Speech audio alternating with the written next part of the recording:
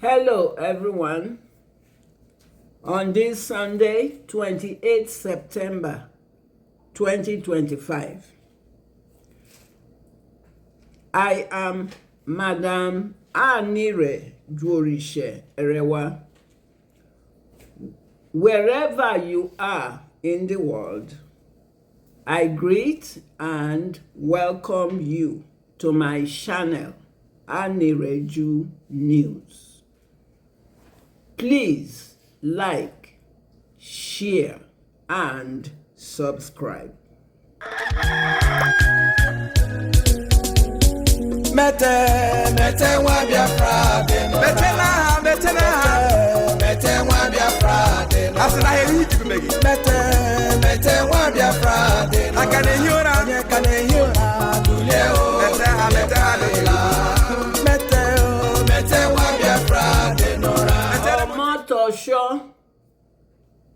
finally exposes the typical Yoruba cowardice conduct in the Nigeria that does not respect the rule of law, and it is 0% in equity, fairness, and justice. It doesn't have it. Yes.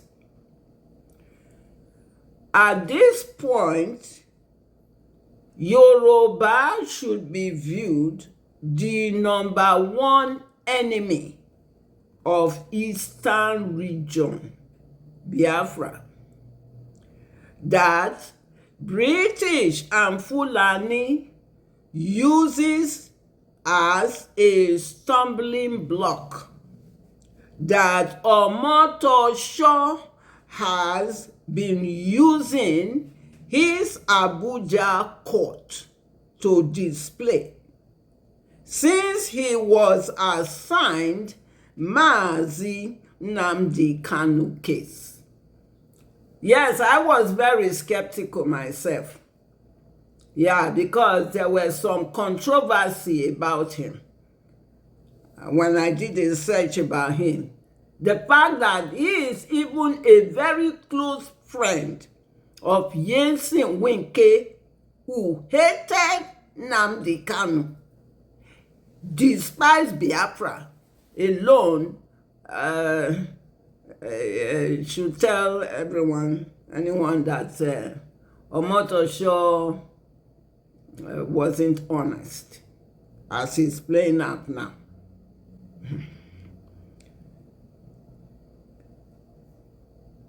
Evidence of his action has showed that Yoruba is back into the same betrayal mood as it did during the 1967 to 1970 of the British genocide war of shame that never healed and is continuing till present date. Yes. So the war never ended, actually. Heavy wind don't blow. Every wind don't blow.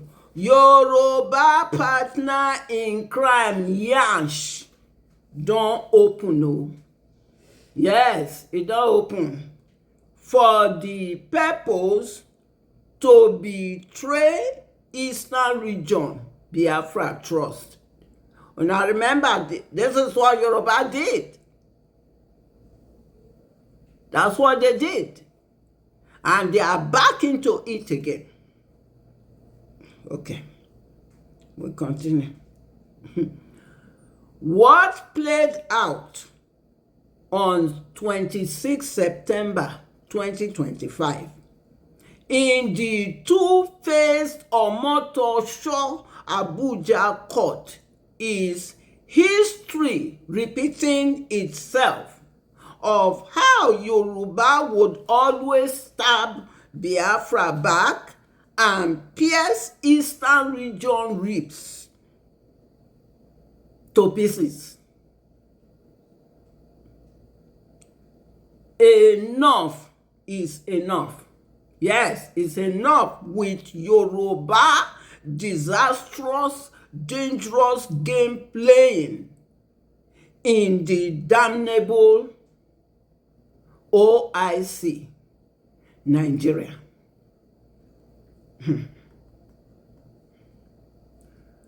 How can Omotosho say that he knows nothing about the extraordinary rendition and he called himself a judge, that they assigned him to replace Binta Yanko?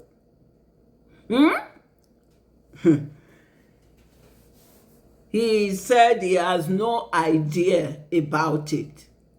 The extraordinary rendition, international criminal offense committed against Mazi Nnamdi Kanu. And yet again, Omotosho used his court to play dirty with Mazi Nnamdi Kanu deteriorating health. And at the same time, hold Mazi Nnamdi Kanu at ransom in the DSS. All this to show the evil the Yoruba establishment is working with British and Fulani in order to humiliate Mazi Nnamdi Kanu in degrading manner. Yeah, that's Yoruba for you. Yes, so this is how Yoruba play game with us, Eastern region Biafra people. Yes. Mazi Nnamdi Kanu is not a terrorist. He is not a bandit. He did not invade any person territorial land. The struggle he led to restore Biafra is peaceful. Yes, it's peaceful. It was Nigerian government that invaded his parents' royal palace in Afaruku, Eastern region, on assassination attempt mission and turned his parents' royal palace into a theater of blood flows, with the murders of 28 unarmed IPOB members, his own family, Jack, his dog, and several more taken alive to undisclosed location, threw them in a dog pit, poured acid liquid on them alive, set them ablaze in the month of September 12 to September 14, 2017. These were atrocities that Nigeria committed against him, even before the extraordinary rendition. Okay. These actions led to the untimely deaths of his parents. And as Mazi Nnamdi Kanu escaped to save his life so he would be in court, the Nigerian army still injured him. Okay. All right. Omotosho must be an alien from a different planet to vomit the rubbish he spilled out from his mouth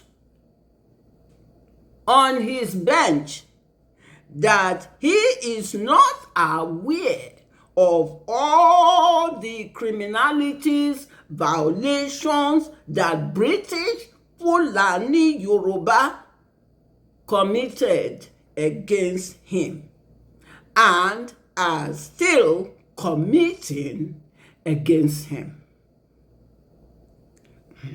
Okay, we continue.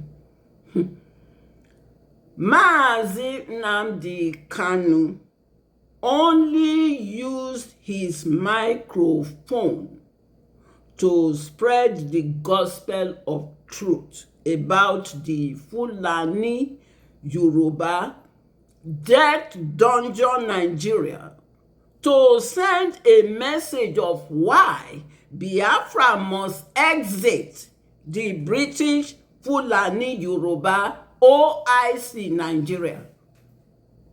Yes. The wave of Mazi Nnamdi Kanu microphone was far more powerful than the British Fulani Yoruba Nigeria guns and bullets. Far more powerful than their guns and bullets. That's the offense he committed. Yes. Okay. We continue. I have 5 videos for us to watch. Let's watch the first video. Brothers and sisters, how long shall Africa watch in silence while one of her own sons is dragged through humiliation? How long shall a people stand by while their brother is betrayed, mocked, and left to rot in detention? How long shall we pretend not to see that injustice has become a daily bread served on the table of power? I cannot keep quiet. I will not hold my tongue while Nnamdi Kanu, a son of Nigeria, a son of Igboland, a son of Africa, languishes in chains. His crime? That he dared to speak, that he dared to raise questions that others were too afraid to ask, that he dared to stand when others chose to kneel. For this, he has been hunted, arrested in secrecy, dragged across borders like a common criminal, and thrown into the abyss of endless court delays. Tell me, is this justice, or is this persecution? We all know the truth, yet too many of us pretend not to. Nnamdi Kanu was not captured with a weapon in his hands. He was not a warlord, he was not a murderer, he was not a thief of public treasury. He was a man who chose the path of words, who picked up the microphone instead of the machete, who built his struggle on speeches, not on bullets. Yet see how he was treated, see how he was hunted, see how he was dragged like prey in the night. Even the manner of his arrest was clothed in secrecy, shrouded in questions that no authority has answered with honesty. If justice was the motive, why the shadows? If fairness was the goal, why the silence? Brothers and sisters, how long shall Africa watch in silence while one of her own sons is dragged through humiliation? How long shall a people stand by while their brother is betrayed, mocked, and left to rot in detention? How long shall we pretend not to see that injustice has become a daily bread served on the table of power? I cannot keep quiet. I will not hold my tongue while Nnamdi Kanu, a son of Nigeria, a son of Igboland, a son of Africa, languishes in chains. His crime? That he dared to speak, that he dared to raise questions that others were too afraid to ask, that he dared to stand when others chose to kneel. For this, he has been hunted, arrested in secrecy, dragged across borders like a common criminal, and thrown into the abyss of endless court delays. Tell me, is this justice, or is this persecution? I say this not to condemn the Igbo masses, no. The mothers in Aba who cry for their son, the traders in Onitsha who whisper prayers for his release, the students in Suka who carry his name in their hearts, they have not betrayed him. Their loyalty remains unbroken. But among the high tables of power, among the men and women who wear fine suits and speak polished English, betrayal has left its scar. And that scar will not heal until they remember that silence in the face of injustice is itself injustice. To the Nigerian government, hear me clearly. You have detained this man for years. You have dragged his case from one courtroom to another. You have turned justice into a performance where the ending is forever postponed. Every day that passes without a fair and speedy trial is not just a delay, it is a denial. Every postponement is a message to millions of Nigerians that their lives, their rights, their dignity can be toyed with. Is this the message you wish to send? That Nigeria is a land where justice is selective, where process bends to politics, where mercy has no seat at the table. Nigeria calls itself the giant of Africa. But what makes a giant truly great? Is it the size of its army? Is it the height of its buildings? Is it the oil that flows beneath its soil? No. A giant is great when it treats its smallest citizen with dignity. A giant is respected when justice does not depend on who you are or where you come from. A giant is feared not because of its weapons, but because of its integrity. This is the greatness that Nigeria risks losing if Nnamdi Kanu continues to languish without justice. History has taught us this lesson before. When Nelson Mandela was thrown into prison, did it silence the call for freedom? No, it magnified it. When Kwame Nkrumah was overthrown and exiled, did it end the dream of independence? No, it spread it wider. When Patrice Lumumba was struck down, did it kill the vision of a free Congo? No, it planted it deep in the hearts of his people. So too, the imprisonment of Nnamdi Kanu has not erased the grievances of his people. It has not ended the questions of marginalization. It has not silenced the cry for dignity. If anything, it has deepened them. Nigeria must ask itself a hard question. How long can a nation claim unity while one part of its body bleeds without care? Unity is not a slogan. Unity is not painted on flags. Unity is lived in the daily experience of justice, of fairness, of belonging. And I tell you now, without justice for Nnamdi Kanu, without fairness for the Igbo nation, Nigeria's unity remains fragile, a shell waiting to crack. And I turn now to the Igbo people themselves. You are a people of strength, of resilience, of brilliance. Your hands have built cities, your minds have created wealth, your spirit has endured wars and hardship. You are too great to be divided. You are too wise to be fooled by the illusion that betrayal brings safety. If you betray one another, if you abandon your son today because his struggle is inconvenient, tomorrow it may be you who stands alone when the storm comes. Stand with him not because you must worship him, not because you must agree with every word he has spoken, but because justice demands it.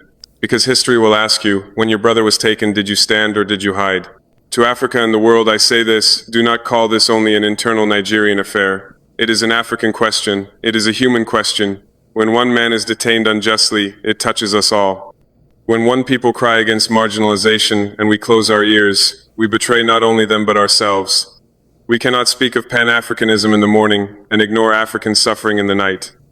We cannot condemn the injustice of colonialism while turning away from the injustices we commit against our own brothers. If Africa must rise, it must rise with integrity.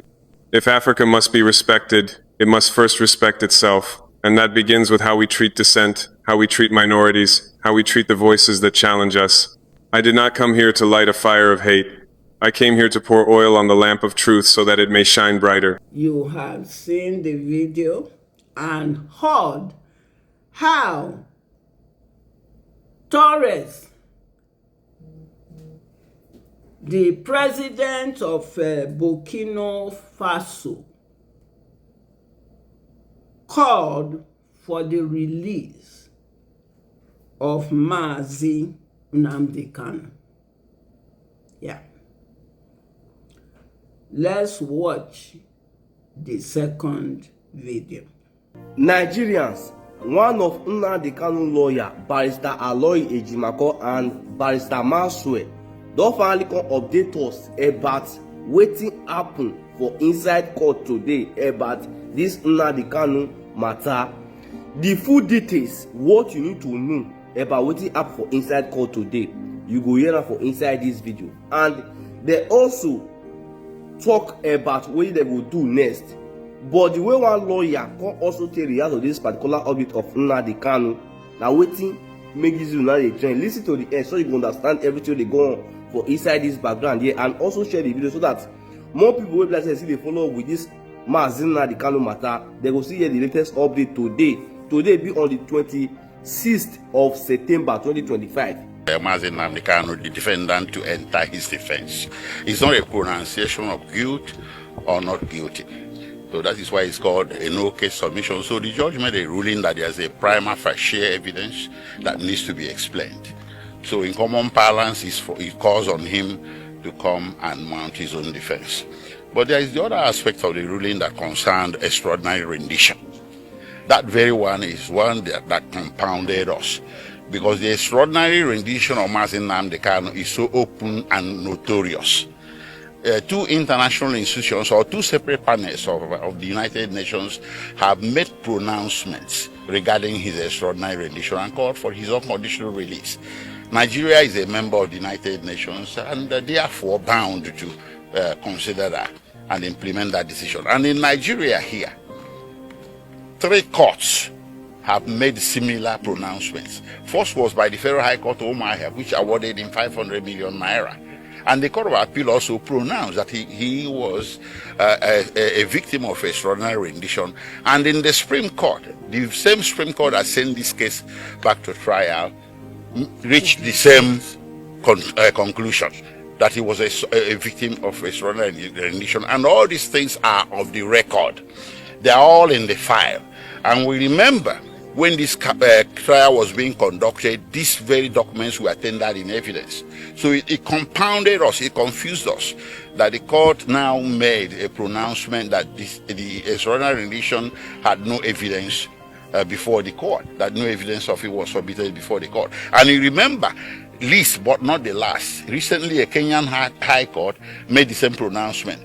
But well, if the court was misled by believing by mistake that these things were not in the evidence, it also said and left the door open that such evidence be submitted. So we are coming back with that evidence, and it's going to be quantum and legion. So what about the first application on the NMA? Well, that one too, it wasn't in evidence that the Nigerian Medical Association has intervened. So it came as a surprise. Well, there's a short date given of 8 days for the NMA to submit its report.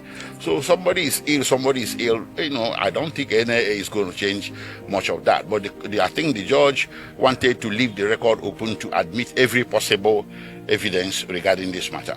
But meantime, we are disappointed. Our client remains ill and remains detained. And we're not happy about that. His situation requires urgent and emergent care. So whatever the court says today does not mean that the government shall withdraw back. Just 2 days ago, I wrote a letter.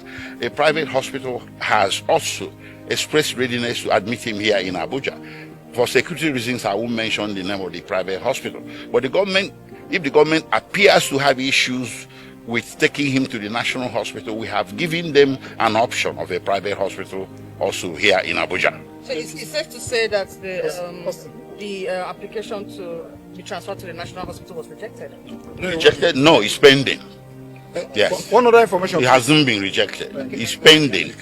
It's pending the admission of this report from the Nigerian Medical Association and the opinion of the Nigerian Medical Association. And you know, if you were in court, the judge had ordered that the committee or panel to be considered by the Nigerian Medical Association shall have a member from the National Hospital. So National Hospital is still in play. Thank you very much. One other information, please. One other information. We are saying that the judge has no jurisdiction whatsoever to try Mazi Nnamdi Kanu, because that particular issue of being a victim of extraordinary rendition must be determined, and that one will be whether they will be the one that will confer jurisdiction on the court. And the court said there is no evidence before him. No, we are going to supply evidence before him that Nnamdi Kanu was extraordinary rendition. Then, having done that, there is no case to answer. So that you should go home with that. And if they fail to do otherwise, we will not see it as a war against the Igbos. Thank you. And just like he said, two sets of rules. One rule for the Igbos and one rule for every other Nigerian. This is a unique opportunity for Nigeria to be circumspect and look towards a political solution to this matter, and especially as it concerns high crime and criminality in the Southeast. So we are all disappointed, but God has not spoken yet. We will come back and show that the extraordinary rendition was indeed included in the submissions made to the court, and then the judge, like the barrister said, we will know whether he has jurisdiction or not.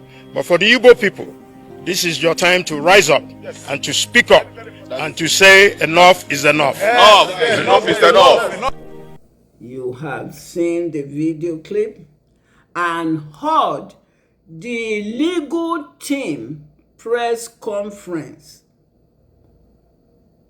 of Mazi Nnamdi Kanu. Barrister Aloy Ejimakor and Barrister Maxwell Opara and reactions to the Omotosho shameful cowardice court display of bitter feud tribal war message he exhibited on his bench on Friday, 26 September 2025. This is Yoruba Judge. Two-faced. Okay. Let's watch the third video. Do you know what the Fulani told Autumn, a TV man from Benue? If you want us to stop killing your people, you must give us Ruga. And some of you don't know what Ruga means. Ruga means exactly the same thing that the Fulanis did to Hausa people when they came into Gobert, the present-day Sokoto state. Sokoto, the name is Gobert, G-O-B-I-R. They came to Gobert. They said, oh, we want our own Fulani settlement, our own Ruga. That was how they started. Fulani quarters. From there, as they said, till today, the rest is now history. They swallowed the Hausa race and rendered Hausa useless. The only thing the Hausa people have is just their language. Everything else is gone. Their ingenuity, their industry, their creativity, everything, even their humanity. Fulani even took away Hausa humanity. Because a Hausa person is a nice person. I believe the nicest group of people in the zoo called Nigeria. Very nice, decent, humble and truthful. A typical Hausa man is decent, humble and truthful. Even Fulani took that away from them. You have seen the video and heard Mazi Nnamdi Kanu exposing the bitter truths about the Fulani Nigeria.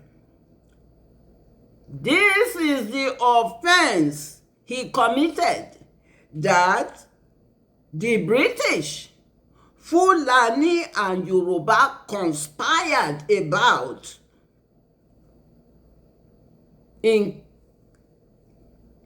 to incarcerate him in DSS custody because he's spreading the gospel of truth about Nigeria. So he would talk no more. But his videos about Nigeria ugly truths are all over social media. Yes. They incarcerate him, and the reason why they incarcerated him, all those truths, it's all over social media. Okay. Let's watch the fourth video. Help me understand this thing now, please. How is it that somebody that was alleged to be inciting violence is charged with terrorism and has been in DSS custody for years now, not caught with a weapon? And how is it as well that somebody caught with a weapon, with evidence of unaliving people, is now called to a negotiating table, working freely? And some cleric scholars are even advocating for the negotiation. I don't understand. And let's look at it again now. How is it that somebody, the people that ravage a community, impose levy on them, that if they don't pay, they will be unalived or they won't see peace, are now classified as bandits, not terrorists? And at the same time, somebody you've not caught with weapons, somebody that has not imposed levy on people, is now spending years in detention, in DSS detention. I don't just know, seriously. You have seen the video and heard the same question is being asked. Why an innocent man would be illegally kidnapped and confined in DSS custody, while the Nigeria is negotiating with bandits and allowing bandits to walk scot-free, while an innocent man who just used microphone is confined in DSS custody. It's the same question everybody is asking. Okay, let's watch the 5th video. As I warned the zoo many, many years ago, if you don't allow we Biafrans to go, that zoological republic called Nigeria will be a worse place than Somalia. And today it is happening. And if you have not applied for your Somalian visa, please try and do so. Should I say Somali visa? Try and do so as quickly as possible, because the zoo is on the path of destruction, and there is nothing man can do to reverse it. Mark today's date and what I'm telling you. As far as I'm concerned, Nnamdi Kanu is the real Jesus Christ when we get for this Africa. Nothing when anybody won't tell me. Yes. You see this man right here is the real Jesus Christ when we get for this African continent. Tell me one thing when Nnamdi Kanu don't talk for this Africa when never come to pass. Just one thing. Tell me one thing when this man right here don't talk when never come to pass. Tell me. At least Nnamdi Kanu na person when we know one-on-one. Na person when many of us don't shake. Na person when many of us don't eat with. That Jesus Christ, when you dey imagine for your mind, you never see him with your eye. You never follow and talk. You don't know a family member. You don't know him from anywhere. Then give you photo. You dey worship photo. You be fool. You not get sense. See the real Jesus Christ when God give honor. All of una look am from head to toe. Una get mind, poor speed for this man face.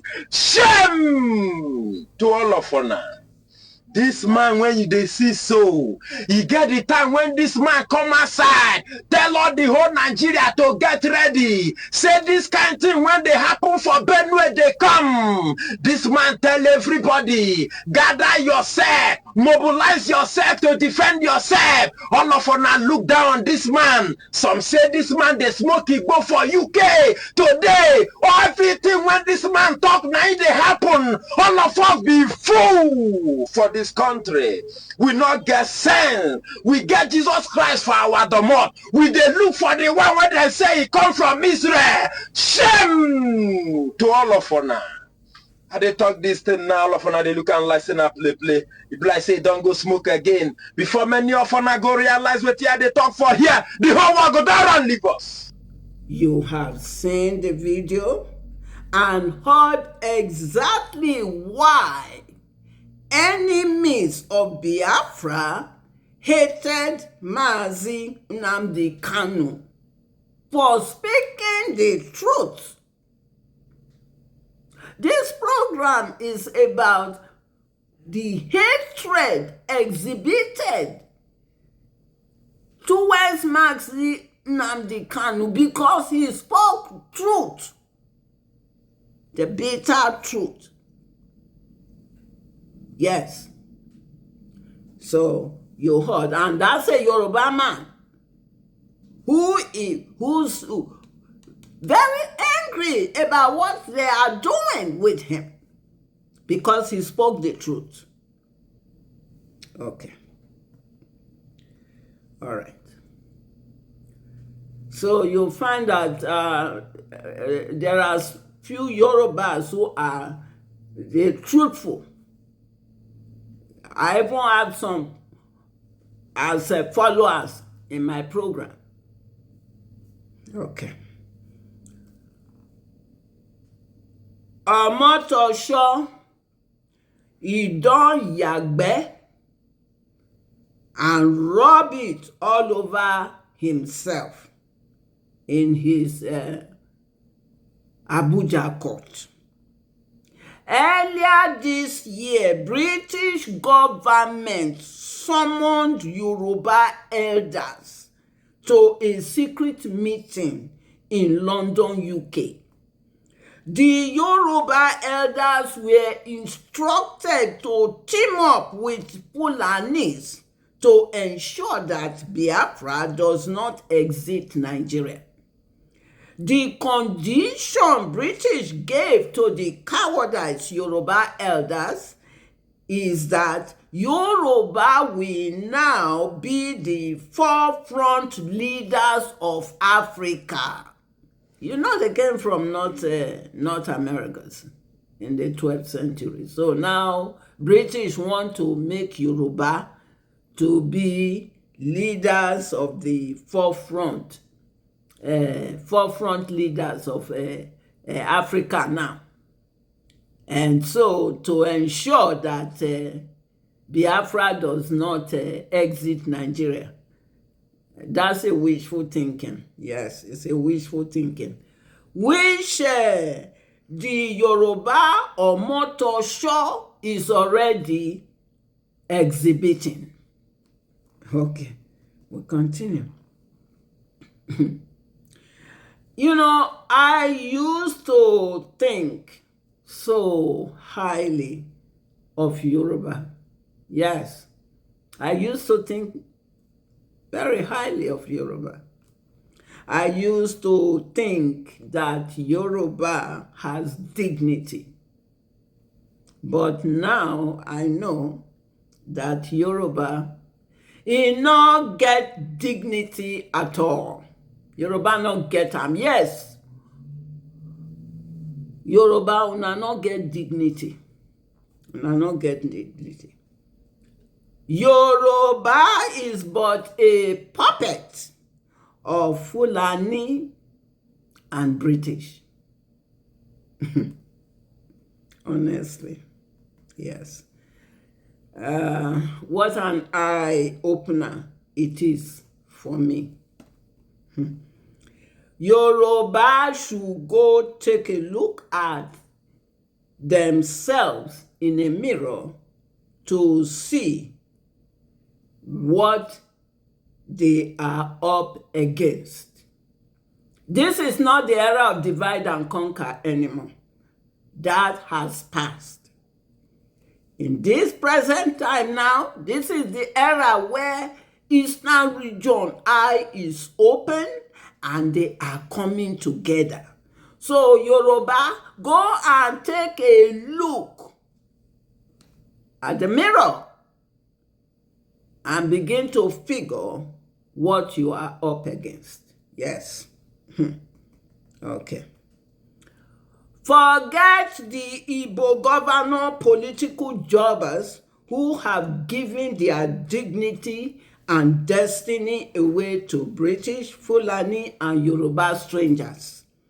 They are the fake Biafrans who paved the way for enemies and haters of truth to incarcerate Mazi Nnamdi Kanu in DSS custody. But Shuku Okike Abiyama is in control. Yeah, so forget them. This is not 1967 to 1970 anymore. So if that's what you people think is going to play out now, no. So it's not going to play out. Yes. Mazi Nnamdi Kanu is not a terrorist. His only offense was that he could not be bought like they did Ukpabi Asika, Raf Uwazuruke, Ohaneze, the Igbo political jobbers, the Ijo Asari Dokubo, and the rest of the faceless, no-name traitors. Yes. Okay. They could not buy him. That's his only offense. Okay. British Fulani Yoruba could not compromise Mazi Nnamdi Kanu to fall a prey of the Nigeria evil temptation. His resistance was too much of a pressing weight on the three partners in crime. These are the offense. These are his offense. Okay. British must go down the mud. Yes, British must go down the mud for its secrecy role in the extraordinary rendition of and denial of Mazi Nnamdi Kanu rights on the no-case submission. No matter how the Yoruba Omotosho pretends not to know anything to protect the implications of the British and Fulani. Yes.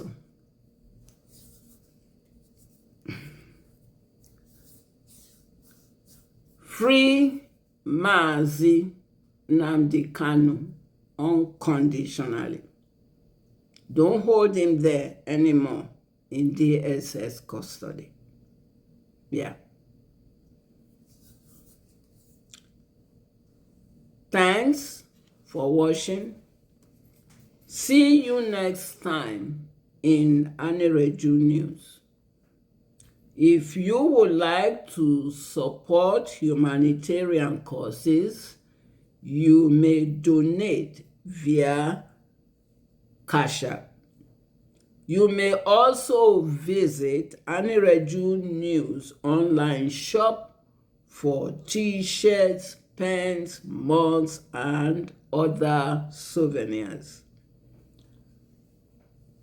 Please remember to like, share, and subscribe to help spread awareness that the Yoruba Omotosho is puppet and loyaling of British Fulani, and he is doing the bidding of the British and Fulani to keep Mazi Nnamdi Kanu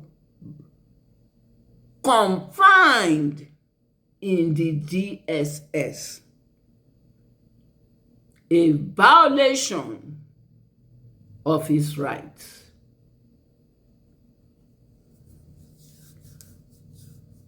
The world should please support Biafra exit from the British contraption Nigeria.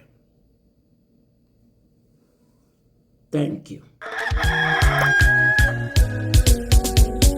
Mete wa Biafra de no. Mete na. Mete wa Biafra de no. Asina heli jibi megi. Mete